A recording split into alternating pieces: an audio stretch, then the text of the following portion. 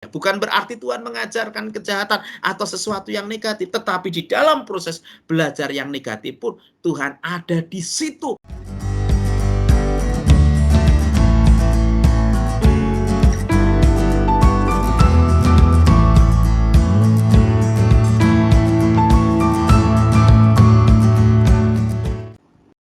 Salam sehat, salam kudus. Apa kabar sobat-sobat kudus dimanapun berada? Kembali bertemu dengan saya di dalam 15 Minutes Biblical Integration. Seperti yang saya janjikan pada episode sebelumnya, saya sudah tidak sabar ingin menjelaskan tentang Christian worldview. Dan hari ini saya akan memulainya. Tetapi jangan digambarkan penjelasan saya tentang Christian worldview itu akan seperti penjelasan-penjelasan yang rekan-rekan sekalian, sobat-sobat sekalian bisa dapati di artikel-artikel internet atau kemudian di dalam buku-buku CFRC. Karena memang sebenarnya kalau saya menjelaskan bagian itu, saya hanya akan mengutip bagian itu, kemudian saya ya akhirnya sama dengan yang itu, dan rekan-rekan sebenarnya bisa membaca sendiri. Saya tidak mengharapkan seperti itu. Saya belajar membaca buku-buku, membaca artikel, dan terus mempersiapkan berkaitan dengan CFRC ini dengan berbagai bacaan yang ada. Dan saya memegang keyakinan bahwa setiap orang yang ada di dalam dunia pendidikan mesti memiliki Christian worldview yang benar. Dan saya ingin kita memiliki satu pegangan yang sama berkaitan dengan CFRC, yang merupakan tradisi yang benar di dalam dunia pendidikan Kristen. Tetapi saya tidak akan kemudian menjelaskan secara teoritis, tetapi saya akan menjelaskan secara aplikatif, dan saya akan memakai pola pikir dari Christopher W. Morgan yang bersama-sama dengan David S. Dockery menuliskan sebuah buku tentang iman, belajar, dan mengajar di dalam tradisi Injili. Saya akan menjelaskan berkaitan dengan hal yang sangat praktis yang sehari-hari kita jalani bersama dengan murid kita. Namun di dalamnya saya menjalinnya dengan keyakinan CFRC yang di dalamnya tentu saya ingin ketika sobat sekalian mendengarkan apa yang saya bicarakan, maka tertanam di dalam pikiran sobat sekalian berkaitan tentang Christian worldview yang benar di dalam dunia pendidikan. Hari ini saya akan mengajak sobat sekalian memulai dengan yang namanya belajar. Kan? Belajar itu kan sesuatu yang kita terus-menerus jalani sebagai pengajar, begitu ya. Kita setiap hari belajar, anak-anak yang mendengarkan kita, remaja-remaja yang mendengarkan kita, orang-orang dewasa yang mendengarkan kita, mereka belajar, entah sadar, entah tidak, begitu ya. Nah, saya akan berbicara tentang Tuhan dan belajar. Manusia cenderung menyangkali bahwa sumber dari segala sesuatu, termasuk sumber dari belajar, itu adalah Tuhan. Padahal tidak mungkin manusia itu belajar tanpa mengakui Tuhan. Yang namanya belajar itu kan dari tidak tahu menjadi tahu. Sesudah tahu kemudian menjadi lebih tahu. Itu secara sederhana menurut saya seperti itu. Kalau anak itu belajar ya dia dari tidak tahu awalnya. Tidak tahu angka, tidak tahu huruf. Kemudian akhirnya tahulah dia tentang huruf, tahulah dia tentang angka. Dia masih terus dikatakan belajar ketika kemudian dia mulai dari huruf, dia bisa menyusun kata. Dari kata kemudian menyusun kalimat. Dari dia tahu menghitung, kemudian maksudnya menghitung 1, 2, 3, kemudian dia mengetahui tentang penjumlahan, pengurangan, perkalian, dan sebagainya. Dari dia tahu menjadi lebih tahu. Jadi itu yang disebut belajar, dan tidak mungkin semua orang itu tidak melakukan proses belajar, entah sadar entah tidak. Apalagi di dunia yang begitu cepat teknologi saat ini.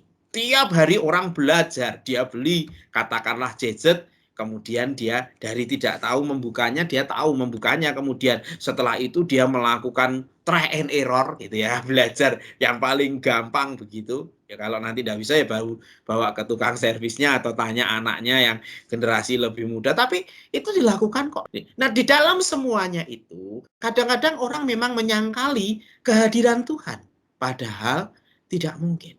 Kenapa demikian? Nah, mari saya mengajak kita mendasari dengan satu bagian firman Tuhan yang ada di dalam Roma pasalnya yang ke-11. Roma pasalnya yang ke-11, ayatnya yang ke-36 yang berbunyi demikian. Sebab segala sesuatu adalah dari Dia dan oleh Dia dan kepada Dia. Bagi Dialah kemuliaan sampai selama-lamanya. Jelas bagian firman Tuhan ini menunjukkan kepada setiap kita bahwa segala sesuatu itu memang datangnya dari Tuhan. Dan segala sesuatu itu dilakukan oleh Tuhan. Dan segala sesuatu itu berujung atau mencapai atau pada akhirnya untuk Tuhan sendiri. Memang manusia itu pada dasarnya menyangkali keberadaan Tuhan. Itu yang dilakukan oleh manusia.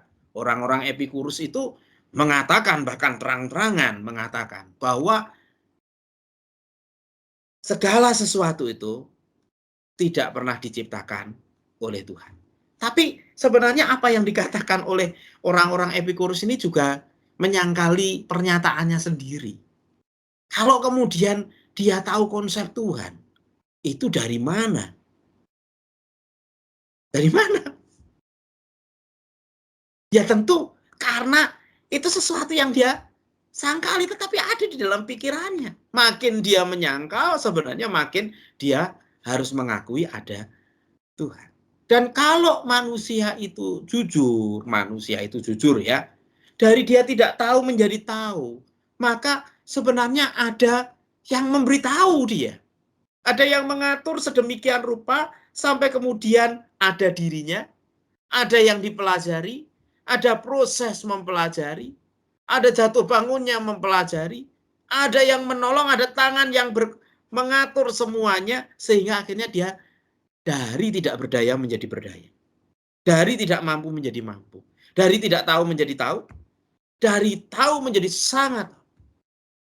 Dan itu tidak mungkin dari dirinya sendiri.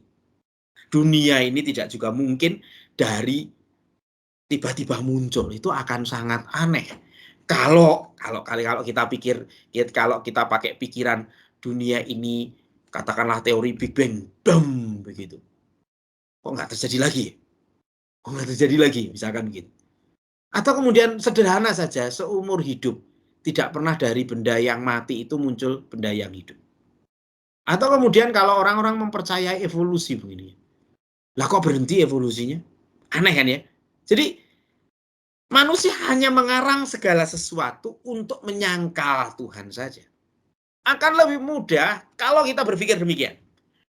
Segala sesuatu itu dari Dia, oleh Dia, dan untuk Dia. Itu sangat nalar, sangat mungkin. Kenapa? Karena ini sudah tersedia loh. Kalau tersedia ada, maka ada yang mengadakan. Kalau yang mengadakan itu ada, maka dia mestinya terus ada, sehingga menopang yang ada itu. Dan kalau dia mengadakan sesuatu, dia pasti punya tujuan dengan mengadakan itu.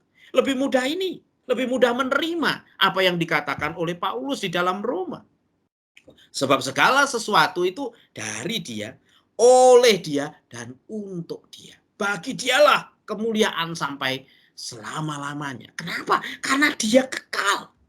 Dan yang kekal itulah yang bisa menciptakan kita yang tidak kekal ini. Tidak mungkin diri kita yang tidak kekal menciptakan yang kekal. Itu aneh. Tidak mungkin. Itu sebabnya tidak ada sistem manusia yang bisa dengan menggambarkan dengan jelas tentang Sang Pencipta. Itu sebabnya Tuhan itu datang ke tengah-tengah dunia untuk menunjukkan dirinya agar manusia itu mengenal. Nah, kita kembali kepada yang namanya belajar. Kalau dikatakan belajar itu dari tidak tahu menjadi tahu, dari tahu kemudian menjadi lebih tahu. Di dalamnya itu ada yang belajar, ada yang dipelajari, ada juga yang mengajak, ada dalam ruang, ada dalam waktu, ada dalam kondisi sebagainya. Nah, kalau dikatakan segala sesuatu itu dari Dia, maka sesungguhnya belajar itu pun dari Tuhan. Tuhan yang menciptakan yang belajar. Tuhan yang menciptakan apa yang dipelajari. Tuhan juga yang menciptakan yang mengajarkan. Tuhan juga yang mengatur segala proses belajar mengajar. Pikiran belajar itu datang dari Tuhan. Dan ketika itu diterapkan oleh manusia, sesungguhnya Tuhan yang mengatur semuanya itu. Dengan kata lain, Tuhan itu sumber segala sesuatu. Tuhan itu sumber belajar. Dia yang mengadakan yang belajar, Dia yang menyediakan apa yang dipelajari, dan Dia pula yang kemudian mengirimkan orang-orang yang mengajar dan mengatur segala sesuatunya supaya terjadi proses belajar mengajar. Ini yang harus kita pegang.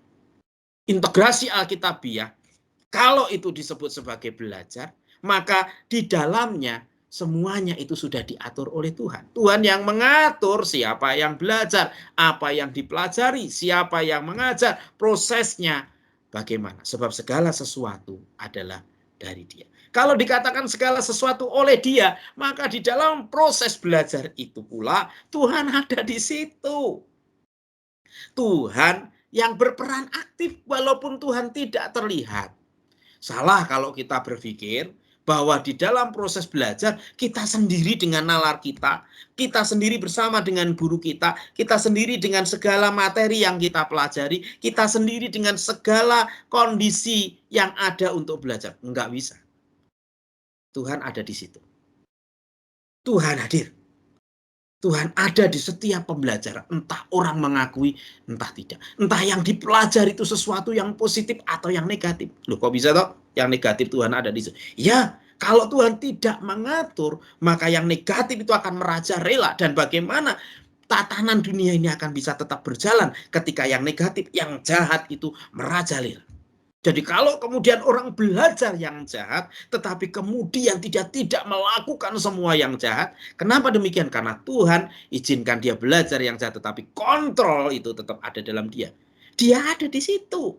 Karena oleh dia, bukan berarti Tuhan mengajarkan kejahatan atau sesuatu yang negatif, tetapi di dalam proses belajar yang negatif pun Tuhan ada di situ mengontrol semuanya. Bagi setiap kita, ini berita baik loh. Kalau segala sesuatu dari Dia dan kemudian oleh Dia. Kenapa? Karena kalau segala sesuatu oleh Dia dan oleh Dia, dan kalau terakhir nanti untuk Dia, maka ini sesuatu yang luar biasa. Karena tidak pernah proses pembelajaran kita gagal. Proses pembelajaran kita berhasil. Mungkin murid kita tidak persis seperti yang kita harapkan, tetapi selalu persis seperti yang Tuhan inginkan. Mungkin dia tidak selalu mendapatkan nilai 100. Mungkin ada di antara mereka yang barangkali hanya mendapatkan nilai 4 atau 5. Yang menurut kita, aduh gagal. Tetapi tidak pernah gagal di pemandangan Tuhan. Karena Tuhan ada di sana. Di dalam proses integrasi Alkitabiah pun demikian.